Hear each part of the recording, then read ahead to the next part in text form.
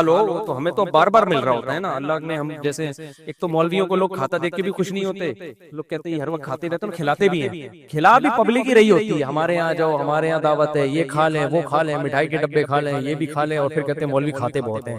تو نہ کم بخت ہو تم کھلا کے خوش ہو رہے ہو تو, اور نہ کھا کے جب منع کر دو تو اس پہ بھی اعتراض ہوتا ہے. تو اس لیے میرے بھائی اپنے جسم میں چستی پیدا کرو, اور یہ خواہشات پہ کنٹرول کیے بغیر ممکن بولو نہیں ہے. اس لیے میں اس کو بہت فوکس کرتا ہوں. خوش رہنا خدا کی قسم سستی میں ممکن نہیں ہے. یہ لکھ لو ڈائری میں. جو سست دیکھو, جو خواتین گھروں میں ہر وقت جتی رہتی ہے نا کام کاج میں, وہ خوش رہتی ہیں, وہ خوش رہتی ہیں. ابھی جو مرد اور عورتوں میں ڈپریشن کی بیماری یہ فارغ ہونے کی وجہ سے بھی ہے. ہمارے حضرت فرمایا کرتے تھے گھروں میں اتنا خواتین اپنے آپ کو بیزی رکھیں کہ عشاء کی نماز جب پڑھ رہی ہو نا تو جھوم رہی ہو نیند سے.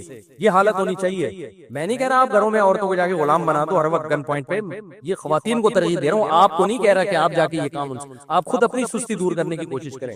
پورا بیان جا کے نا ادھر نکال دیتے ہیں لوگ تو, لیکن حقیقت یہ ہے کہ ہمیشہ ایکٹیو لوگ, چست لوگ آپ کو خوش نظر آئیں گے, اور فارغ لوگ آپ کو ہمیشہ ٹینشن میں نظر آئیں گے. تو ہلاؤ بچوں کو سمجھاؤ کہ بھائی یہ نہیں پڑے رہتے بیٹا, اس طریقے سے اٹھو, کوئی کام کرو. مارے پیٹے نہیں ان کو, وہ پھر باغی ہونے کا خطرہ ہوتا ہے, لیکن کوئی ایسے کام ان کے ذمہ لگائیں, ہلیں جلیں. میں جانور کیوں پالتا ہوں, مجھے ویسے تو شوق ہے, لیکن میں یہ چاہتا ہوں میرے بچے بھی یہ پالیں, تاکہ فارغ وقت میں یہ چستی نہیں ہے کہ آپ پب جی کھیل رہے ہیں, بٹن دبا رہے ہیں, کہیں ایسا نہ ہو آپ کہیں اسپیڈ سے بٹن دبایا کروں گا میں پب جی میں جلدی. یہ تو سستی کی اعلیٰ مثال ہے. فزیکل ایکٹیویٹی ضروری ہے. جانور پالنے میں فزیکل ایکٹیویٹی ہوتی ہے, جاگنگ میں, سوئمنگ میں, ان چیزوں میں ہوتی ہے. تو اس سے آپ کو چستی پیدا ہوگی. نماز پڑھنا آپ کے لیے آسان ہوگا, روزہ رکھنا آپ کے لیے آسان ہوگا, ماں باپ کی کڑوی کسیلی برداشت کرنا آپ کے لیے کیا ہوگا. سست آدمی کو اس کا ابا ایک لفظ بولتا ہے نا, یہ کم ریپلائی کرتا ہے. چست آدمی کیا کر لے گا, برداشت. ماں کی کڑوی کسیلی بھی برداشت کرے گا, بیگم کی بھی الٹی سیدھی برداشت کر لے گا چست آدمی. لیکن سست ڈپریشن کا ڈبہ ہوتا ہے, وہ سمجھ رہے ہو, وہ خود بھی ٹینشن میں اور دوسروں کو بھی. اور اللہ کسی کی اولاد کو سست نہ بنائے بھائی. ماں باپ پہ بڑے آرے چلتے ہیں. میں نے ایسے ایسے پوستی گھروں میں دیکھے ہیں نا, ماں باپ کہتے ہیں ہٹ حرام کھا رہا ہے ہمارا صبح شام, ہلتا نہیں ہے. یہ بہت بڑی خطرناک بات ہے بھائی. اللہ تعالیٰ سب کی اچھے کی رپورٹ رکھے اور ہمیں مکمل شریعت پہ چلنے کی توفیق عطا فرمائے. ان لکم فی الانعام العبرہ, سوکھا چارہ ہم جانور کو کھلاتے ہیں, اس سے چکنا گاڑھا دودھ پیدا ہوتا ہے. اس سوکھے چارے کو آپ کسی لیبارٹری میں لے جائیں اور کسی سائنٹسٹ سے بولیں اس میں سے تیل کا ایک قطرہ نکال کے, گھی تو دور کی بات ہے, تیل کا ایک قطرہ نکال دو. وہ کہے گا بھائی کروڑوں سال میں بھی ایسی مشین اب تک ایجاد نہیں ہوئی ہے, اس میں تیل ہے ہی نہیں تو نکلے گا کہاں سے. یہی وجہ ہے کہ کولیسٹرول کے مریضوں کو گھاس کھانے کا مشورہ دیا جاتا ہے, یعنی گھاس سے ملتی جلتی سبزیاں, کہ اس میں تیل نہیں ہے. اس سے تیل نکالنے کی کوشش کرو گے تو اپنا تیل نکل جائے گا, اس سے تیل نہیں نکلے گا. اب اللہ تعالیٰ اگر بھینس کو بادام کھلاتے ہیں کہ بھئی اس سے تم نے دودھ نکالنا ہے چکنائی والا, تو چکنی چیزیں کھلاؤ. تو چکنی چیزیں تو کیا ہیں, بادام ہے, پستہ ہے, اخروٹ ہے, یہ کھائے گے تو اس سے تیل نکلے گا. پھر تو ہم کہتے ہیں اللہ پھر یہ ڈائریکٹ ہم بادام خود نہ کھا لیں, ہمیں دودھ پینے کی ضرورت کیا, اتنے مہنگا پڑے گا دودھ, وہ بادام ہی کھا لیں ہم. تو بھینس کو اتنا پروٹوکول ہم کیوں دیں, کیا خیال ہے بھائی. تو اللہ نے فرمایا کہ ان گایوں کو, ان بھینسوں سے دودھ جیسی قیمتی چیز تمہیں ملے گی. اتنی قیمتی چیز ہے نا دودھ, اتنی زبردست چیز ہے, لوگ دودھ کی قدر نہیں کرتے حقیقت میں. اب بات چل پڑی ہے تو بتا دوں, دو طرح سے دودھ کی, تین طرح سے دودھ کی ناقدری ہو رہی ہے ہمارے معاشرے میں, تین طرح سے. پہلی ناقدری, دودھ کو بوائل کیا جاتا ہے, تازہ دودھ نہیں پیا جاتا, یہ ناقدری ہے. آپ کو قدرت نے جس انداز میں دودھ دیا ہے نا اسی میں پیو. بوائل کر کے اس کی جو اجزائے ترکیبی ہے نا اس کو چینج بولو نا نہیں کرو.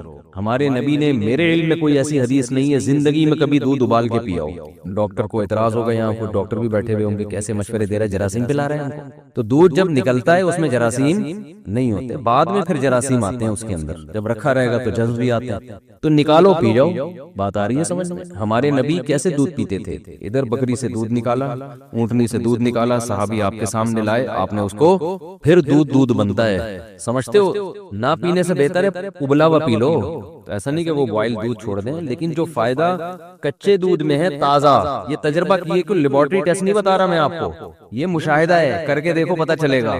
بوائل دودھ آسانی سے ہضم نہیں ہوتا. کچا تازہ دودھ جو گرم گرم تھنوں سے نکلتا ہے پی جاؤ فوراً نکال کے. لیکن وہ کون کرے گا؟ ایکچولی بکری پالنی پڑتی ہے، گائے بھینس، اور ایکچولی ہے تو مرو پھر.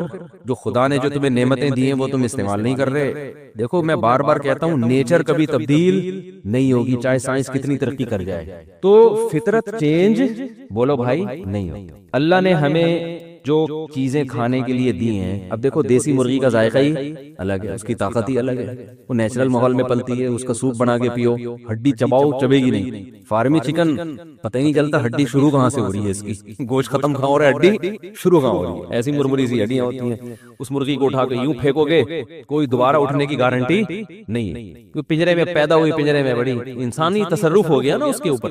تو دودھ جس کی اللہ قرآن میں تعریف کر رہا ہے، قرآن میں اللہ نے جن پھلوں کی اور جن خوراکوں کا تذکرہ کیا ہے نا وہ صحت کے لیے بہت بہترین چیزیں ہیں، بہترین چیزیں. اس میں دودھ کا اللہ کیسا تذکرہ کرتا ہے. ان لکم فی الانعام لعبرہ. ہاں میں بتا رہا ہوں دودھ میں تین کیا کرتے ہیں انسان، دودھ کے ساتھ تین ظلم ہوتے ہیں. ایک کم درجے کا ظلم ہے کہ بوائل کر لیتے ہیں اس کو، تازہ نہیں. وہ اگر تازہ نہیں ہو تو پھر بوائل کرنا پڑے گا آپ کو. یہ بھی ذہن میں رکھیں، ایسا نہ ہو یہ گوالے جو دودھ دے رہے ہیں یہ کچا پینا شروع کر دیں.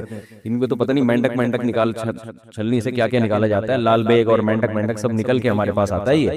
یہ جب چھانا جاتا ہے نا تو کچرا تو ہلکی چیز ہے.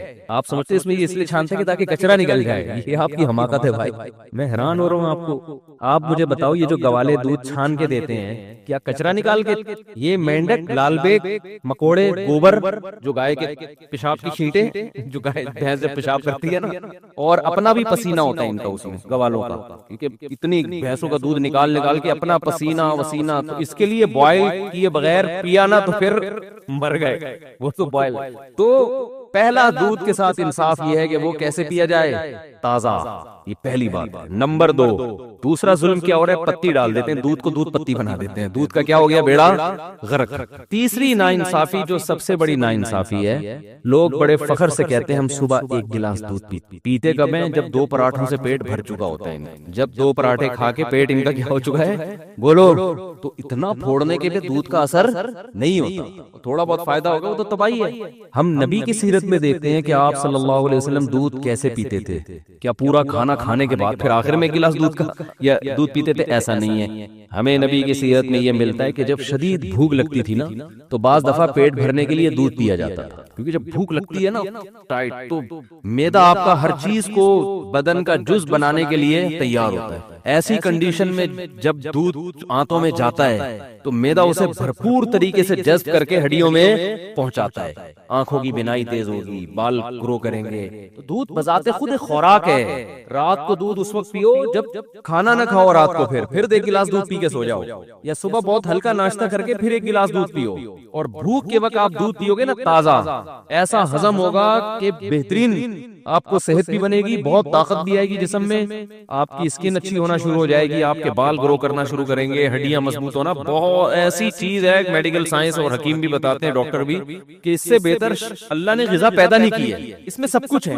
اس کی سب سے بڑی دلیل یہ کہ 6 مہینے بچہ صرف دودھ پیتا ہے اور ساری چیزیں گرو کرتی ہیں، اس کی ہر چیز پرفیکٹ ہوتی ہے اس کی. اس کا مطلب سب کچھ اللہ نے کس میں رکھ دیا، دودھ میں رکھ دیا. ہاں اس کے بعد اس کو اناج بھی چاہیے، تو سارا دن دودھ نہیں ہے، لیکن اس طرح سے تو دودھ پیے گے. اور میں جانتا ہوں ایسے لوگوں کو جن کی 99 سال عمر ہوئی، وہ 3-3 4-4 کلو دودھ پیتے تھے، لیکن وہ ایسے پیتے تھے کہ عادت ڈالی، آہستہ آہستہ عادت ڈالی. پھر واکنگ بھی کر رہے ہیں، جاگنگ بھی کر رہے ہیں، جو بھی ان کی ایکٹیویٹی ہے، محنت مزدوری، تو آہستہ آہستہ جب عادت پڑتی ہے تو 4-4 کلو 3-3 4-4 کلو بھی وہ تھے بڑے لئیم شیم. آپ نہیں 3 کلو کہیں پی لیں تو اتنی جگہ ہی نہیں ہے، جائے گا کہاں وہ. تو ہمارے نبی صلی اللہ علیہ وسلم کیسے پیتے تھے، جیسے مثال ملتی ہے نا کہ آپ صلی اللہ علیہ وسلم بھوک سے بیتاب تھے تو دودھ کا ایک پیالہ آیا. حضرت ابو ہریرہ رضی اللہ تعالیٰ عنہ فرماتے ہیں کہ سب صحابہ بھوکے تھے، سب کو بھوک لگ رہی تھی، تو حضرت ابو ہریرہ فرماتے ہیں کہ مجھے یہ نبی نے مجھے حکم دیا کہ سب کو پلاؤ.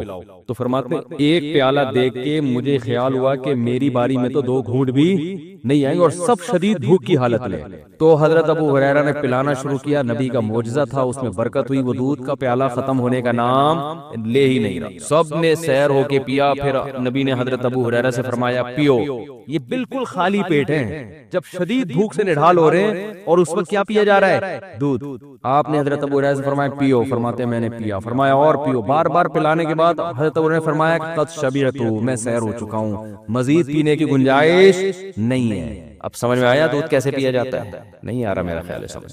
وہ پراٹھے کھا کے تھوڑی بیٹھے ہوئے تھے, یہ بریانی اور برگر کھا کے پھر تو وہ تباہی ہے. گیس پر آئے گا, پتہ نہیں جو دھماکے ہوں گے وہ آپ خود اس کے ذمہ دار ہیں. اس کا نہ گوالا ذمہ دار ہے, نہ بھینس ذمہ دار ہے. لوگ کہتے ہیں نا دودھ پی کے پتہ نہیں کہ دھماکے شروع ہو جاتے ہیں. تو تبھی صحابہ کرام کی صحتیں تھی, ان کی تو اتنی خوراکیں نہیں تھیں. آج پروٹین کے لیے کیا کیا, پھر ملٹی وٹامن کیپسول بھی لیے جا رہے ہیں, ٹیبلٹ بھی لیے جا رہی ہیں, سیرپ بھی پیے جا رہے ہیں. وہ تو کچھ بھی نہیں پیتے تھے, اتنے صحت مند, اتنی زبردست ان کی جو ہے وہ ایکٹیویٹیز ہوتی تھی, اور ایسا ان کی جان ہوتی تھی. کیا ایک کھجور کھا رہے ہیں, دودھ پی رہے ہیں اور جو, اور تو کچھ چوتھی چیز, کبھی انار کھا لیا, وہ بھی غریبوں کو میسر نہیں تھا. کبھی انگور کھا لیا, وہ بھی امیر لوگ نہیں کھاتے تھے. 3 چیزیں, کھجور, اناج میں جو, یہ جو جو کی روٹی ہے نا, یہ اناج میں یہ کھا رہے ہیں. کاربوہائیڈریٹ کی جو کمی ہے نا, کارب کی, وہ کھجور سے اور کس سے ہو رہی ہے؟ جو سے ہو رہی ہے. باقی سارے پروٹین ان کو کہاں سے مل رہے ہیں؟ دودھ سے مل رہے ہیں. اور تھوڑی بہت جو گندم میں اور کھجور میں رکھا ہوا ہے اللہ تعالیٰ نے, منرلز جو مل رہے ہیں ان کو وہ سارے کھجور سے مل رہے ہیں. آئرن وائرن, یہ اس ٹائپ کی جتنی چیزیں ہیں نا, تو بس یہ 3 چیزیں کھا رہے ہیں فٹ فاٹ. لیکن جب اچھا, ہمیں سیرت میں یہ بھی ملتا ہے صحابہ کی, کبھی انہوں نے دودھ بطور کھانے کے کھایا, دودھ میں کچھ ملایا نہیں ہے, کچھ بھی نہیں ملایا, خالی دودھ. حتیٰ کہ ایک روایت میں آتا ہے کہ نبی کو دودھ میں شہد ملا کے پیش کیا گیا, آپ نے منع کر دیا. منع کرنے کی وجہ یہ تھی کہ مجھے دنیا سے رغبت نہیں ہے, یہ تو بہت ہی خوبصورت مشروب ہو گیا نا, تو دنیا سے بے رغبتی کی وجہ سے کہ 2 چیزیں ملا کے نہیں پیوں گا میں. جائز ہے دودھ میں شہد ملا کے, فائدہ مند بھی ہے, لیکن ہمارے نبی نے بہرحال ایک روایت کے مطابق نہیں پیا کہ خالی دودھ یا صرف شہد, دونوں کا کمبینیشن نہیں. تو ہم دیکھتے ہیں صحابہ کی سیرت میں بھوک لگ رہی ہے تو مکمل دودھ سے پیٹ بھرا ہے بس, اور کچھ بولو نہیں. آج کوئی ایسا کرتا ہے؟ بولتے کیوں نہیں کرتا بھائی, یہ کیسے ہو سکتا ہے خالی دودھ سے پیٹ بھر لے. دوسرا ہمیں یہ بھی ملتا ہے کہ صحابہ کرام نے بھوک کے وقت صرف کھجور کھایا پیٹ بھر کے.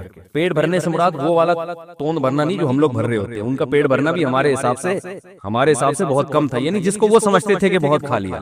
تو وہ جو سیر ہوتے تھے کھجوروں سے, اس کی بھی حدیث میں مثال ملتی ہے کہ آپ صلی اللہ علیہ وسلم بھوک سے شدید پریشان ہوئے, گھر سے نکلے, راستے میں حضرت ابوبکر ملے, وہ بھی بھوک سے شدید پریشان اور کھانے کو کچھ ہے نہیں. حضرت عمر ملے, وہ بھی بھوک سے شدید پریشان. یہ تینوں صحابہ گئے, تو ایک صحابی کے جب باغ تھا اس میں گئے, تو انہوں نے جب ان کو دیکھا تو فرمایا کتنا, ان کا کھجوروں کا باغات تھے, فرمایا اللہ کی قسم آج مجھ سے بہتر میزبان اس کائنات میں کوئی نہیں ہے, اور آپ سے بہتر مہمان اس کائنات میں, یعنی کوئی مہمان کسی کے گھر آیا ہو نا تو کچھ معزز ہوتے ہیں, کچھ ایسے ہی ہوتے ہیں. تو آج سے پہلے بھی, آج کے بعد بھی اتنے معزز مہمان کسی کو اللہ نے نہیں دیے ہوں گے بھائی. سید الانبیاء اور ابو بکر اور عمر, اور کہا کہ اپنے فخر میں کہا کہ مجھ سے بہتر اس پوری زمین پہ آج کوئی میزبان بھی نہیں ہے جس کو ان جیسے لوگوں کی میزبانی کا موقع مل رہا ہے. اب یہ تینوں حضرات بھوک سے شدید نڈھال ہو چکے تھے, یعنی آپ اندازہ لگائیں نا کتنا صبر کیا ہوگا,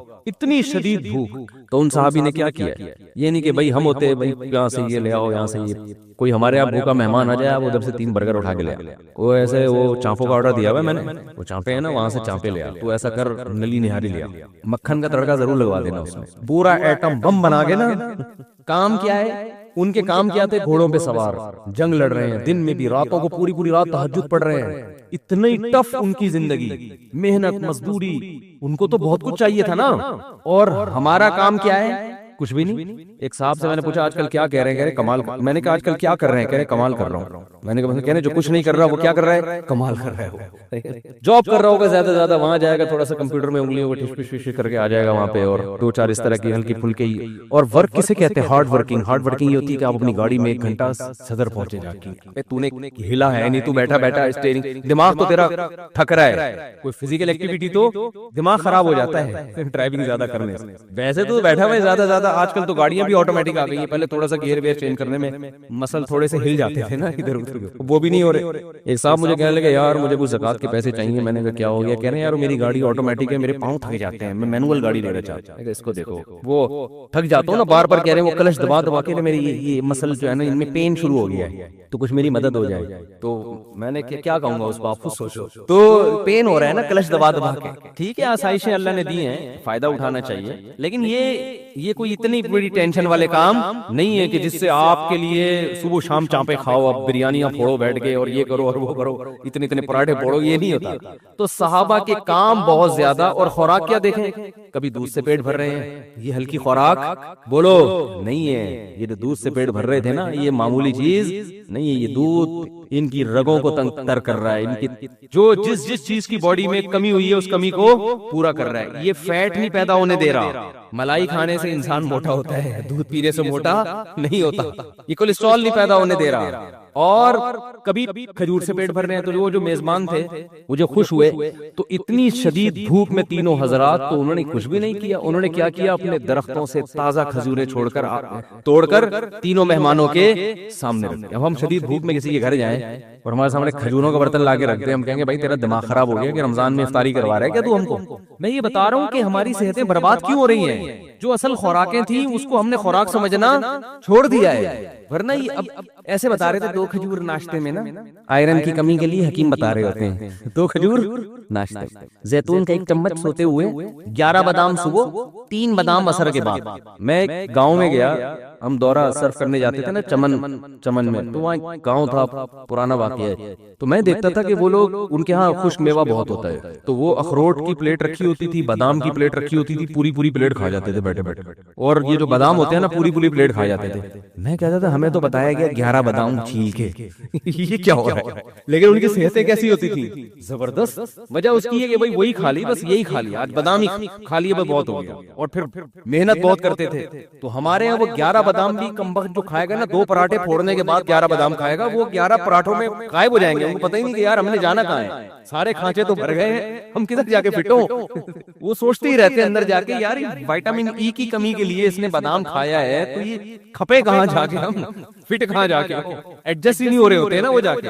پھر اوپر سے آپ کہہ رہے ہیں ڈاکٹروں نے کہا دودھ بہت ضروری ہے. ڈاکٹر نے جو کہا نا دودھ بہت ضروری ہے, وہ 2 پراٹھے پھوڑنے کے بعد نہیں کہا اس نے, سمجھ رہے ہو. تو نبی صلی اللہ علیہ وسلم کے سامنے انہوں نے کھجوروں کی اپنی تر کھجوریں لا کے آپ کے سامنے رکھ دی. آپ صلی اللہ علیہ وسلم, کتنی شدید بھوک تھی آپ کو, آپ نے, اور آپ تجربہ کر کے دیکھیں, شدید بھوک میں تازہ کھجوریں بڑا مزہ کرتی ہیں. اتنا مزہ آتا ہے نا, کیونکہ ایک دم انرجی آتی ہے اس میں, جو ہے وہ نشاستہ بھی ہے نا کھجور میں, تو ایک دم طاقت آتی ہے باڈی کے اندر. تو صحابہ کرام نے وہ کھجوریں, تینوں حضرات نے وہ کھجوریں کھائی ہیں. پھر انہوں نے اپنے کنویں کا ٹھنڈا پانی پیش کیا. حکیم ڈاکٹر کہتے ہیں نا کھانے کے بعد پانی نہ پیو, تو وہ اس لیے کہتے ہیں کہ کھانا اتنا کھا چکے ہوتے ہیں کہ پانی بھی جگہ تلاش کر رہا ہوتا ہے, اس کو بھی نہیں ملتی. لیکن نبی کی سیرت سے ملتا ہے کہ جب آپ نے پیٹ بھرنا اس زمانے کے لحاظ سے, جو 1/3 پیٹ جس کو کہتے تھے, تو اس کے بعد آپ نے پانی بھی پیا ہے, کیونکہ پانی کا مزہ ہی کھانے کے بعد آتا ہے. یہ بھی نیچرل ہے. یہ جو لوگ کہتے ہیں نا کھانے کے بعد پانی پینا خلاف سنت ہے, ایسی کوئی بات نہیں ہے. کھانے کے بعد پانی پینا نیچرل ہے, انسان کی فطرت ہے, اس کا دل چاہتا ہے پانی پینے کا, اور مزہ بھی اس وقت آتا ہے. اور قرآن و سنت سے بھی ثابت ہے. ایک تو یہ حدیث سے, آپ نے کھایا, کھجوریں کھائیں اور سیر ہو کے پھر پانی پیا, اور پھر آپ نے فرمایا اللہ کی حمد و ثنا کی, اور پھر آپ نے فرمایا لَتُسْأَلُنَّ يَوْمَئِذٍ عَنِ النَّعِيمِ, تم سے ان نعمتوں کے بارے میں قیامت میں سوال ہو. ہم بریانیاں پھوڑ رہے ہیں, برگر کھا رہے ہیں, چانپیں کھا رہے ہیں, اور کلیجیے کھا رہے ہیں, اور جناب کوفتے کھا رہے ہیں, اور ہم سمجھتے ہیں ہم سے سوال نہیں ہوگا. اور صرف اتنی شدید بھوک میں چند کھجوریں کھائی ہیں, آپ نے فرمایا یہ اللہ نے ہمیں جو نعمتیں دی اس کے بارے میں ہم سے سوال.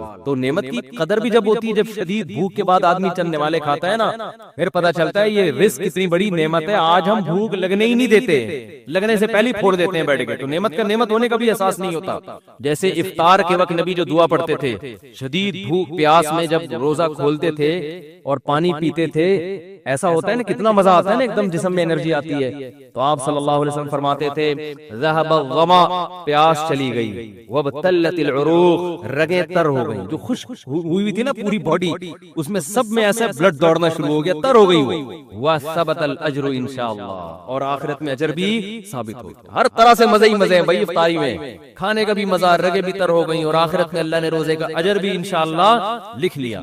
تو بات بات پہ شکر ادا کرنے کی ترغیب دی جا رہی ہے. تو آپ صلی اللہ علیہ وسلم نے کھجوریں تناول فرمائی اور سیر ہوئے اور پانی پیا، اور کیا فرمایا؟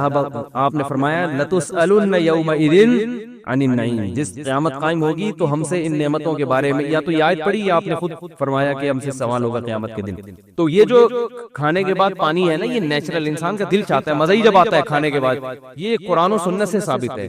ایک تو یہ حدیث میں نے پیش کی، یہ موضوع نہیں ہے لیکن یہ بات آ گئی ہے تو میں بتا دوں، یہ حدیث سے بھی پتہ چلتا ہے. دوسرا قرآن میں کہتا ہے کلو وشربو، کھاؤ اور پیو. یہ چیزیں ملی نہیں آپس میں، بظاہر ایسا لگ رہا ہے. اور کھانے کے بعد کی جو دعا ہے نا وہ ہے الحمدللہ الذی اطعمنا وسقانا وجعلنا مسلمین. من المسلمین لوگ پڑھتے ہیں لیکن جو الفاظ ہیں مسلمین کے ہیں، ویسے من المسلمین بھی ٹھیک ہے. تمام تعریفیں اس اللہ کے لیے ہیں جس نے ہمیں کھلایا اور ہمیں پلایا اور ہمیں فرمانبردار بنایا کہ آج ہم اس کا شکر ادا کر رہے ہیں. تو کھلانے کے ساتھ کس کا ہے؟ تو یہ کھانے کی دعا، پینے کی نہیں ہے، لیکن اس میں پینے کا بھی شکر ادا کیا جا رہا ہے. اس سے مطلب کہ کھانا پینا دونوں، بولو بھائی، ساتھ ساتھ، یہ دونوں ساتھ ساتھ. وہ مجھے وہ ان کا پرینک یاد آ رہا ہے، ایک لڑکوں نے پرینک بنایا میرے، ہر چیز کو الٹا کیا ہوا ہے انہوں نے.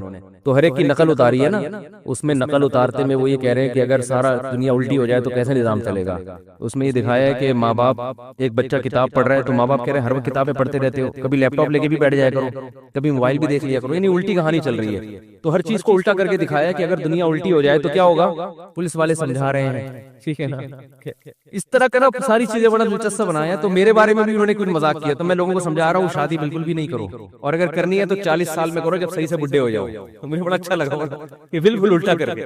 تو اگر میں آپ کی باتوں میں آ گیا نا تو میں یہی بیان کروں گا، بھائی بالکل نہیں کرو. کیا ضرورت ہے بکھیڑوں میں پڑھنے کی؟ کرنی بھی ہے تو 40 سال میں جب میچور ہو جاؤ اور بالکل مرنے کے قریب ہو جاؤ تو پھر کر لو.